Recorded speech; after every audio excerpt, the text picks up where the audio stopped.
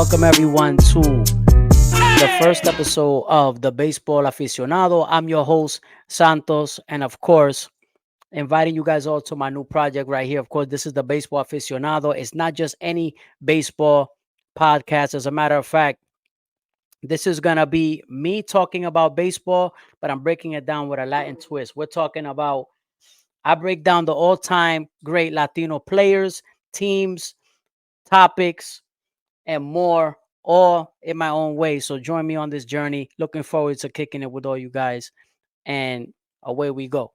So I figured it's only right for me to start this podcast with the one and only, of course, the legendary, as you guys see my hat that I'm wearing right here that I got from Ebbets Flannels, the one and only El Gran Astro Puertorriqueño Roberto Clemente.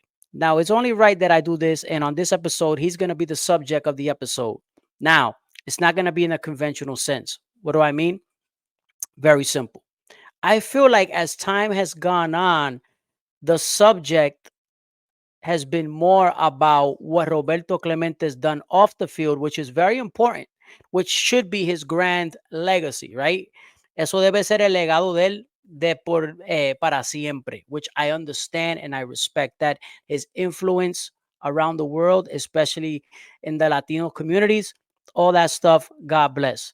However, I'm noticing a pattern in that as time has gone on, I feel like I've heard a lot of people, I'm not going to say names, but I'm noticing a ton of people kind of discrediting Clemente's numbers, saying his numbers don't quite stack up, that Clemente's numbers weren't all that the reason why he was elevated was because of his death. And I feel like that's not fair because we got to understand in baseball, it's super difficult to compare eras. Like, let's be honest with that. Comparing eras is very difficult, especially when you look at the offensive numbers.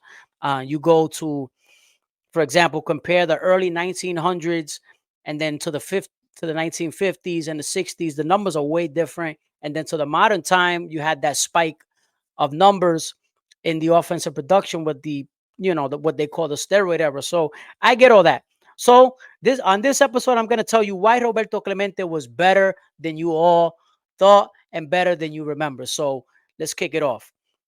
On this subject, it really makes my blood boil when I see people just kind of, you know, dismissing Roberto Clemente as far as what he did on the field, because obviously any sane human being is not going to dismiss what he did off the field, right? I mean, you got to know humanitarian, obviously, the great Roberto Clemente de Carolina, Puerto Rico, really became synonymous with not only baseball in the Caribbean and in Puerto Rico, but became synonymous with the Pittsburgh Pirates. So people know about his humanitarian efforts, how he perished on that fateful day, um, helping earthquake victims in Nicaragua, which we all understand. However, let's get into the nitty gritty of the matter, which is that his numbers. People say, nowadays we judge baseball with the lens of the power numbers and the RBI numbers and the slugging, and it's like I feel like we've become so in love with the home run and the power numbers that they see that Roberto Clemente didn't hit 300 home runs. So there seems to be this notion that he wasn't that good, right? You don't see an OPS numbers over 1,000, right? You're not seeing 1,000 plus OPSs. You're not seeing the 17, 18, 19, 2,000 RBIs that the great Albert Pujols had, which Albert Pujols undoubtedly is the greatest Latino hitter of all time. He's in the argument, he's in the discussion, right? So you don't see that. With Roberto Clemente, you don't see the 600 or 700 doubles. You don't see that. But here's what you do see, because I think a lot of people get the argument wrong when they look at Roberto Clemente. So first of all, obviously, the obvious part is the 12 gold gloves, which everybody talks about, right? 12 gold gloves. Winning a gold glove in the outfield is difficult, right? It could prove to be very difficult. And winning a gold glove anywhere is hard. But winning a gold glove on a consistent basis speaks for not only your the way you excel on the field, right? But it also speaks for your consistency. And so Roberto Clemente, we know, a lot of us know he won 12 gold gloves in right field, which is a record. And it's also tied for the most by any outfielder of any position with Willie Mays at 12. That we know. And we know about the cannon for a right arm.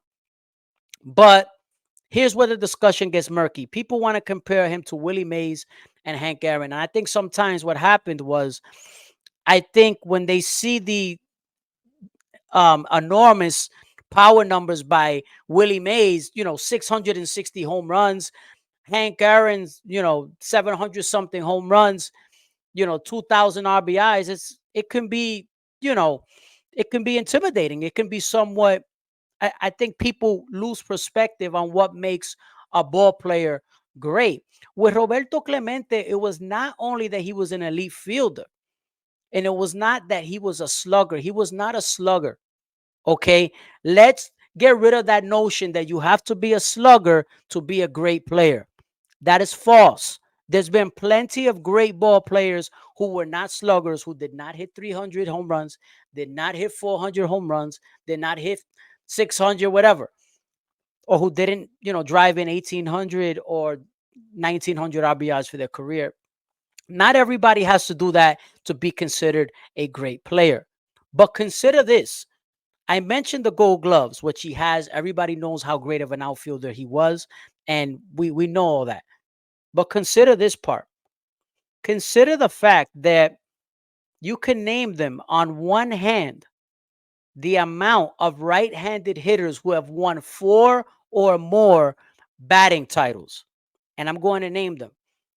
I repeat, you can name on one hand the amount of right-handed hitters who have 4 or more batting titles.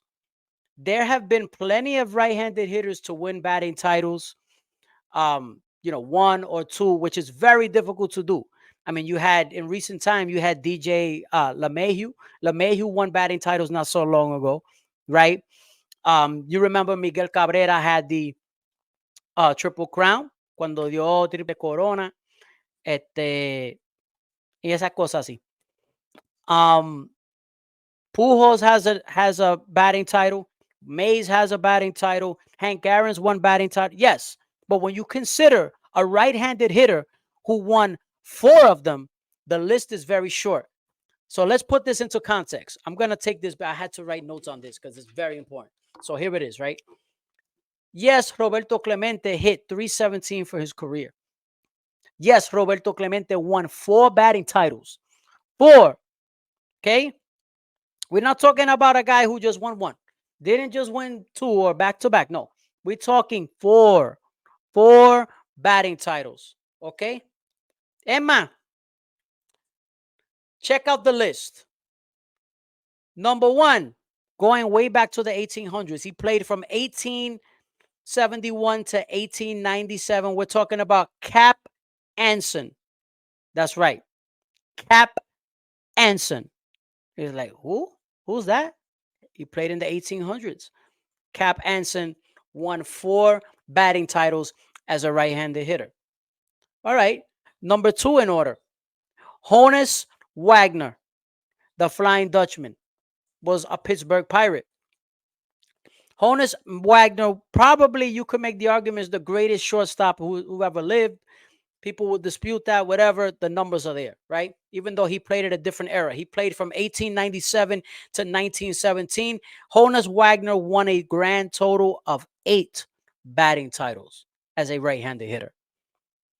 Let's go to the next one. Rogers Hornsby played from 1915 to 1937. He won a grand total of 7 batting titles as a right-handed hitter. From that point until 1961, you had to wait. There were no right-handed hitters winning batting titles like that. Right? Then Roberto Clemente will go on to win 4 batting titles as a right-handed hitter. And then after that, you would have another Pirate who would win batting titles, which people forget about. I tell you guys, look, man, go out there and look up this guy. Mira, este tipo era caballete, caballete. When I tell you, like, really good, we're talking about Bill Madlock. They called him also the Mad Dog. Played for the Pirates as well. Won four batting titles as a third baseman. Underrated. He's not a Hall of Famer, but was very good. And so those are the players that you can count that have won four or more batting titles as right-handed hitters. Obviously, left-handed hitters is different. There's been a ton of them to win batting titles because, as we know, there is significantly more right-handed pitching than left-handed pitching in general. There are many more right-handed people. So there's not as many lefties. It's just as far as pitching. So it is what it is, right? So, pues, eso es así. So what I'm saying is that's tremendous, right? The right-handed hitting, we know about the Gold Gloves, we know about all that stuff. So what about this? How about the fact that another thing that people don't want to keep in mind now, some people know, maybe some people don't. The ballparks were so much bigger back then when Clemente played in the 60s and the 70s, 50s, 60s, and 70s. The ballparks were so much bigger. So Forbes Field, which was the Pittsburgh Pirates' home stadium, the dimensions were as follows. Left field was 360 feet.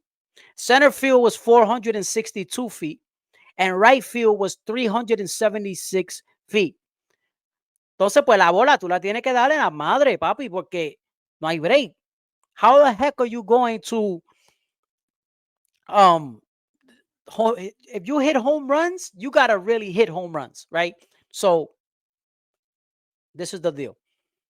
So left field, right?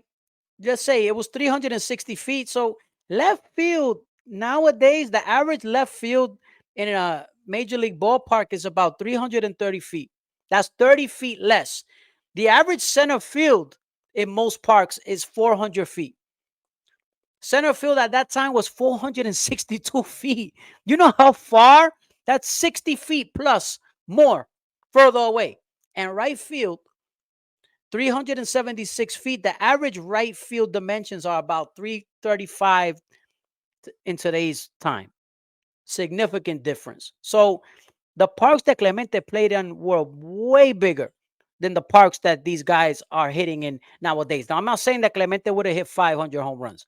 I don't think that was his game. Like, Clemente no era bateador de fuerza. That was not his strength. I don't think he was looking to do that. Now, I think he had power. Like, if you watch film on Clemente, Clemente hit the ball hard and was in great shape, was very strong, had big, strong hands, big, strong forearms, had a fast bat. He had tenía fuerza, had strong legs, was a very strong athletic player. But I think his strength was hitting the ball to the opposite field. And I think he was always looking to get base hits. That was his strength. He knew who he was. But here's the deal. The fact that he played in these larger ballparks, I think really contributed to the fact that he didn't hit a lot of home runs. So Clemente was never going to be a slugger, but I do think instead of the 260 something that he hit, I do believe Clemente would have hit more like 350 and change. Something like that had he played in modern times. I do think he would have hit 300 and in the 300s for sure. 350 plus, I think he would have hit for sure. Now, the advantage is obviously if you look at, because he played in these humongous ballparks, and they say, well, he played in these humongous ballparks, he got to accumulate a ton of triples. Now, you don't hit triples unless you can run. And so people try to say, well, Clemente, si era tan completo, because I do believe he's up there as one of the most complete Latino ball players of all time. Él está en la conversación entre los más completos. You know what I mean? But so he hit a grand total of 166 triples, which is a record amongst Latino ball players. So I feel like, yes, he played in big ballparks, but if he couldn't run, he didn't steal bases. That wasn't his game. But just because he didn't steal bases doesn't mean he couldn't run. If he hit 166 triples, the man could run. So Yes, el tipo corría y corría mucho. If you watch the footage of him running the bases and running in the outfield, the guy could run. He ran like a deer. He ran fast, but he just, not everyone with speed can steal bases. There is a humongous distinction between being able to steal a base and having speed. And I think a lot of people associate stealing bases with speed, and it's not always the case. There's a lot of nuance to stealing bases. Now, stealing bases is a huge, it's an art and it's a great thing. It wasn't part of Clemente's game. He did everything else. He hit in the World Series when he won the MVP. He hit home runs. He hit extra base hits. He hit triples. Made great outfield catches. Was absolutely clutch. Go back and watch that footage. I mean, and at the time, you got to remember too. And this is another thing that's gonna make. Mira, esta es parte de la grandeza de Roberto Clemente, and I want you guys to really hear this part. Um, at the time when he got 3,000 hits, he was only the 11th player in baseball history to do so. Now, since then, there's been plenty more ball players who have gotten 3,000 hits, and including guys who have gotten more hits. But here's the kicker. We've seen as the baseball players have changed their approach, as the game has changed, where people are not favoring contact and base hits and hitting for line drives, as people are just trying to hit the ball out the ballpark. ¿Qué pasa? What's happening? Strikeouts are going up, opportunities for base hits are going down, and you're going to see less people with 3,000 hits. So what do I mean? ¿A qué me refiero? 3,000 hits is going to mean more in 20 years than what it does right now. I really believe that. It meant a lot back then, and it still means something now. It's going to be more valuable because go look at the list of guys who are getting hits now. 3,000 hits is something that you're probably not going to see many people get anymore. As we see the importance of just a batting average and base hits going down. And so keep that in mind. You're going to see fewer and fewer baseball players with 3,000 hits to finish their career. So when Clemente did it, he was only the 11th player to do that. He was a pioneer. So wrapping up in conclusion, la grandeza de Roberto Clemente, we know all about that stuff, the stats, the records for Gold Glove, 3,000 hits, 317 batting average, humanitarian, icon, all that stuff. There will never be another Roberto Clemente. He absolutely dominated his position. Right field, he redefined the way right field is looked at. Before Clemente, right fielders were generally lumbering. They had good arms, but lumbering, slower, power hitting outfielders. Whereas Clemente broke the mold. He was an athlete.